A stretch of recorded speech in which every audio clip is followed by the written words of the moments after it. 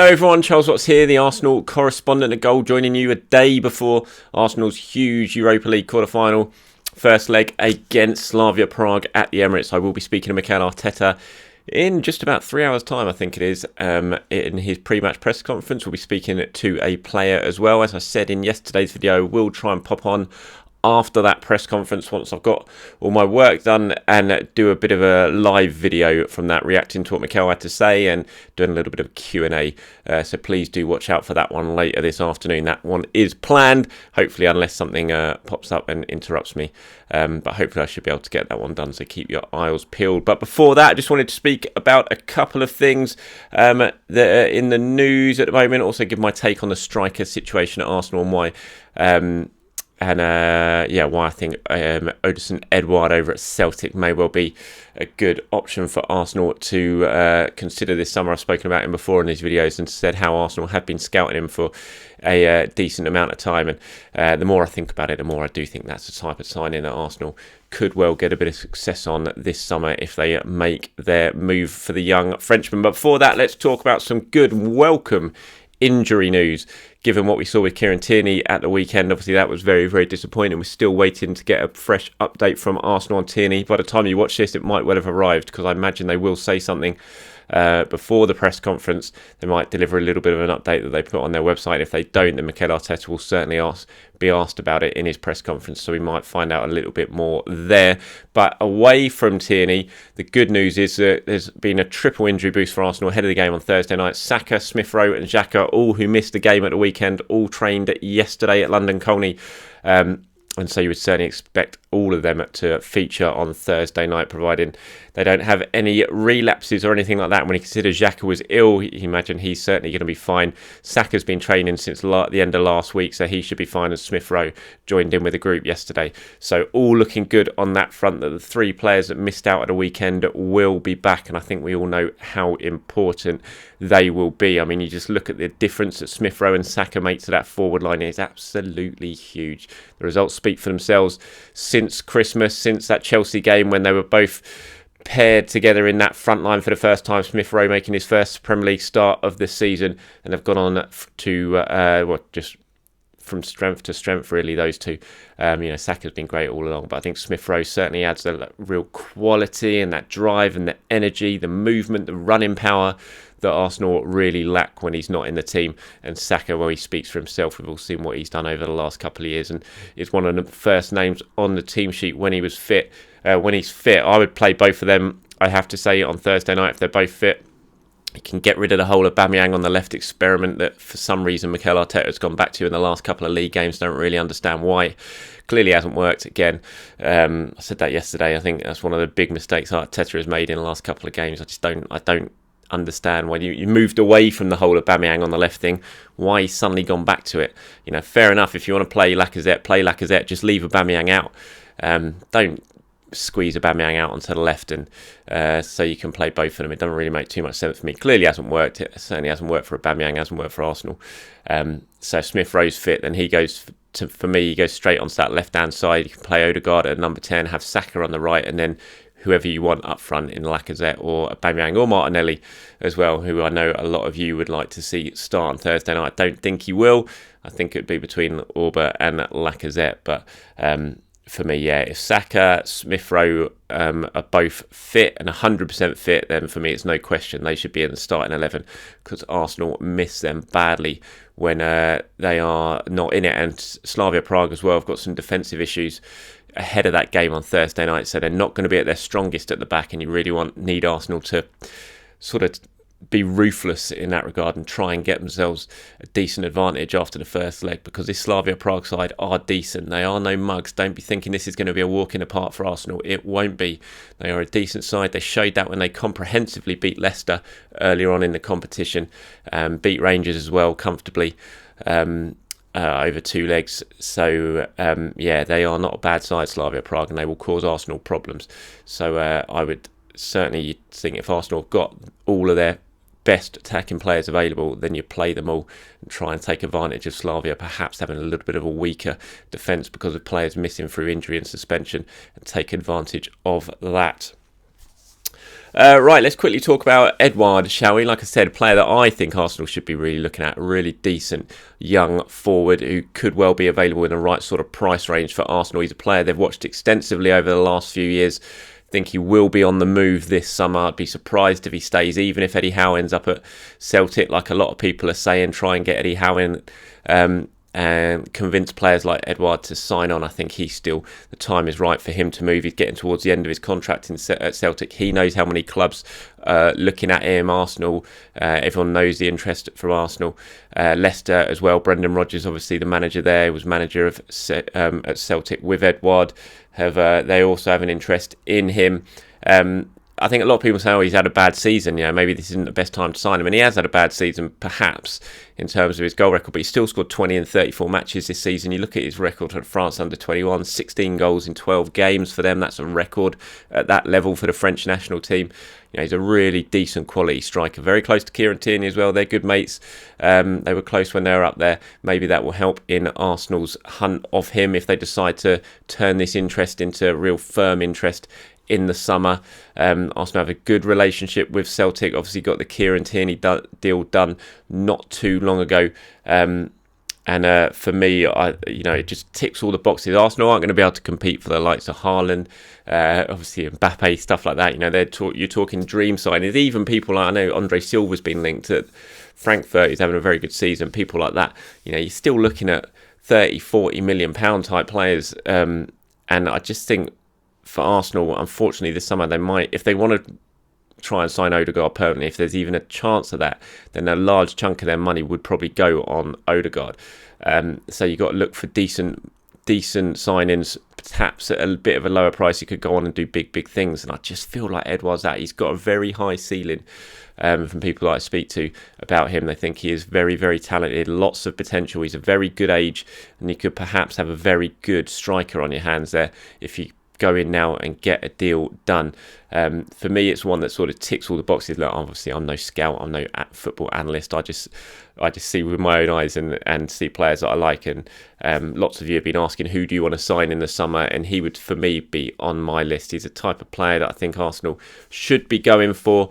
As I said, very high ceiling, potential for his value to only go up and up and up. And Arsenal, if they're going to get back towards the top of the league at the moment, because they're going to have to do it without really the support of Stan Kroenke in terms of dipping his own hands into his pocket. Sometimes you've got to buy well, get good assets who potentially further down the line you sell. And I'm not saying Arsenal are a selling club by any means, but sometimes that has to be taken into account. And you sign someone like Edouard at his age, the amount of potential he has, who can move forward and be around for 4 or 5 years and still be a good age, then for me, he ticks all the boxes.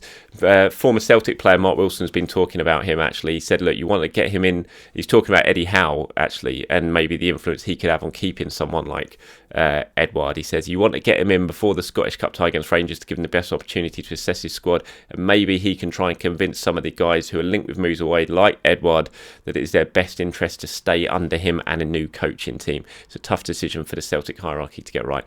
I think Mark Wilson there, I don't think even the arrival of Eddie Howe or someone like Eddie Howe, yes, he may be a respected young coach, an exciting young coach, I don't think he's going to be enough to convince Odsonne Edouard to reject the overtures of all the teams who are beginning to look at him from down south in the Premier League and abroad, further abroad as in terms of mainland Europe, to convince him to stay and sign a new contract at Celtic. I'd be very, very surprised. So for me, that's the one. Lots of you have been asking me, who do you think Arsenal should sign if they get rid of Lacazette and people like that? For me, he is certainly right up there. Very good, talented young striker. From one striker to another, Aubameyang. Lots of criticism at the moment. I'm sure you all saw. I spoke about it in the video yesterday.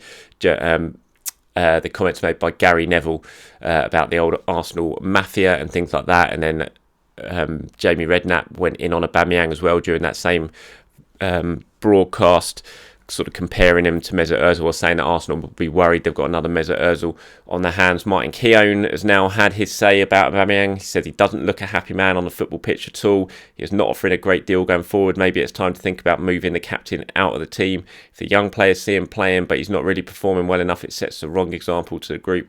Something at the moment is not right in his life. He doesn't look a happy man at all. If you look at his body language, the smile has gone, the bounce has gone. It is better he doesn't play. Arteta has a youngster, Martinelli, who can replace him. Odegaard says he's best young player he's seen in years. He doesn't actually play for Arsenal, he just trains. Surely it's time to give him a game. Comments there from Martin Keown that I know a lot of you fully agree with.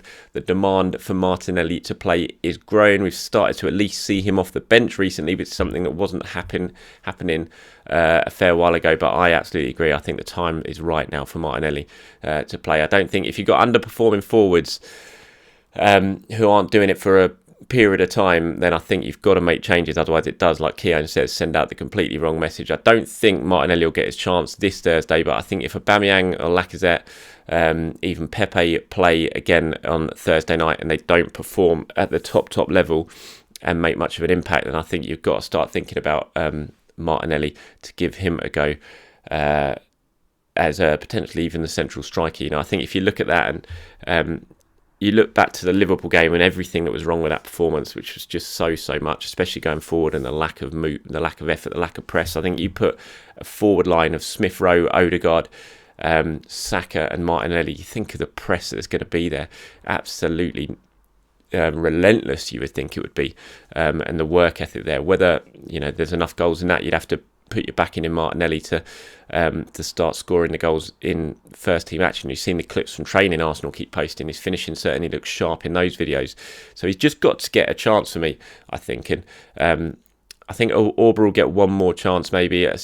Like I said, I would play a front four on Thursday night with just one striker. I wouldn't be moving Aubameyang to the left. I'd have Smith Rowe left, Saka right, Odegaard central. I would probably go with Aubameyang as a central striker for one more game in this one. Give him an opportunity as the centre forward, not stuck out on the left, to get himself back into form and get a couple of goals. If he doesn't take that opportunity, then certainly for the Sheffield United game on Sunday, you've got to be looking at Martinelli, I think, to give him an opportunity to impress, because what's the point of him being there if you're not going to give him an opportunity? So yeah, I think some of the criticism on Aubameyang has been a little bit harsh. Yes, he's having a bad time. He's still been scoring goals fairly recently though, but some of it is certainly fair. And I think what Martin Keown had to say, quite a lot of it there is fair. And I think it's undeniable that the look on, just the body language of Aubameyang at the moment does seem a little bit off. He's not quite that bubbly character that we've seen time and time again since he's arrived at Arsenal. And perhaps it is right now to take him out the side and give someone like Martinelli a chance. Okay, a couple of more things before I go quickly about Torreira. His dad's been speaking. It seems to be a regular thing at the moment that someone is talking about Torreira's future. We saw Torreira's latest comments I discussed in yesterday's video. His dad, Ricardo, has been speaking now to a Radio Continental over in South America. He says, Lucas is suffering a lot to be alone over there in Europe. We are seeing how we can be there with him until the end of the season. When you lose a person, as happened to us so dear, you realise that life passes you by on the other side. If Lucas wants to come to Boca, let him come. We want to resolve Arsenal's departure first and then sit down with Boca. Again, very easy to say stuff like that. Not quite so easy to actually get this one done, in my mind, because I just think Boca are going to struggle to be able to afford to buy Lucas Torreira. It's simple as that. And Arsenal are not in a position where they can just give players away. And I know that many of you will say they've done that loads of times, and they have. Yes, they have given players away, but you can't keep repeating past mistakes, can you? And just because a player wants to leave, no matter what awful things have happened to him in his personal life, you can't just accept £10 million less than what he's worth. What business can work like that, can operate like that, especially in the middle of a global pandemic when your finances are getting absolutely obliterated? You've got to try and get value for your assets. So I'm not sure it's quite as simple as the Torreiras believe it will be. Maybe they can come to some sort of agreement where you can stagger it over 4 or 5 years. It's going to suit Boca. Obviously most transfers are done over that sort of time as well. It's just whether Boca can commit to making that sort of financial outlay over 4 or 5 years. I think it's certainly something we're going to have to wait and see in the summer. It'll be interesting to get Mikel Arteta's take on the whole Torreira thing during today's press conference. And finally, just a little bit on Joe Willock. Fair play to him for his goal at the weekend against Spurs. I think we all enjoyed that one. Lots of talk at the moment about what Arsenal are going to do with Joe Willock. Would they sell? Should they sell? Should they keep him? Please let me know what you think, what Arsenal should do with Willock. Do you think he's the type of player that Arsenal should invest in there in terms of their future and keep him around? Or do you think his time is right this summer to let him go? If his performances continue to be good for Newcastle, then you think his value is going to be a decent height by the time the end of the season comes around. And, you know, if someone offers, say, £20 million for Joe Willock, do you take that? I think most of you would probably say yes. And I wouldn't be surprised if Arsenal think in a similar sort of train of thought on that one. I just think he is a good player, Willock. I think he's got a lot of potential. I think he offers a lot that Arsenal don't actually have in their squad at the moment, but I still think he's a little bit way off being Arsenal standard. If you want to get yourself back competing for the top four, competing for top honours, I'm just not sure a player like Joe Willock is ever going to hit the sort of level that you want him to, even though I think there's still plenty of room for improvement in Willock. I think when he calms down a little bit, when he matures on the football pitch, he's going to be a very good player. He's got some excellent attributes. I love the runs he makes into the box from late. He's a good finisher when he needs to be. So he's got plenty of good attributes, Joe Willock. I just feel that if a decent offer comes in for him this summer, then Arsenal should really look at getting a deal done for him, especially if you get around the sort of £20-25 million mark. I think you've got to bite someone's hand off for that, in my opinion, and then you can reinvest that money elsewhere and bring in the type of player that possibly you feel will take Arsenal to the next level, and I'm just not sure Joe Willock is the player to do that. As always, let me know what you think of what I've discussed in this video. Everyone, just leave your comment down there below, and I like to go through them and reply to as many as I can when I get time. Like I said, please do look out for a video later on today. If I get the time, I will do it. Live reaction to the press conference and answering some of your questions in a bit of a Q&A as well. So until then, everyone, enjoy the rest of your day. I'll speak to you very, very soon.